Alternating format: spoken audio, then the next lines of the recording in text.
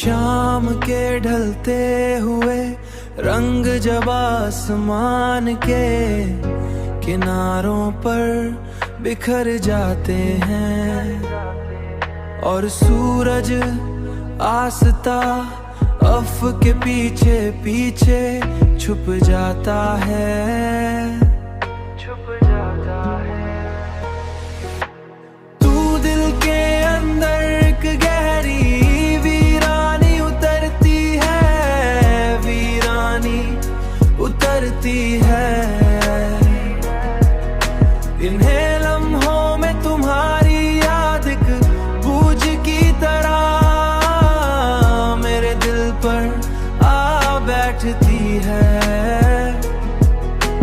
मैं इस बूझ के साथ जिंदगी के रास्तों पर चलता रहता हूँ, चलता रहता हूँ। मगर हर कदम पर तुम्हारी कमी का एहसास भी और भी गहरा हो जाता है। जैसे कोई मुसाफिर अंधेरी रात में रास्ता खो दे और उसे कहीं भी रोशनी नजर ना आए।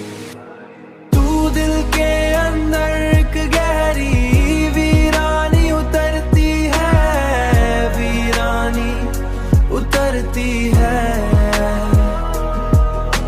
इन्हें लम्हों में तुम्हारी याद एक बूझ की तरह मेरे दिल पर आ बैठती है। मोहब्बत शायद वही रास्ता है जिसमें इंसान खुद को खो देता है और फिर कभी मुकम्मल तौर पर खुद को नहीं पा पाता।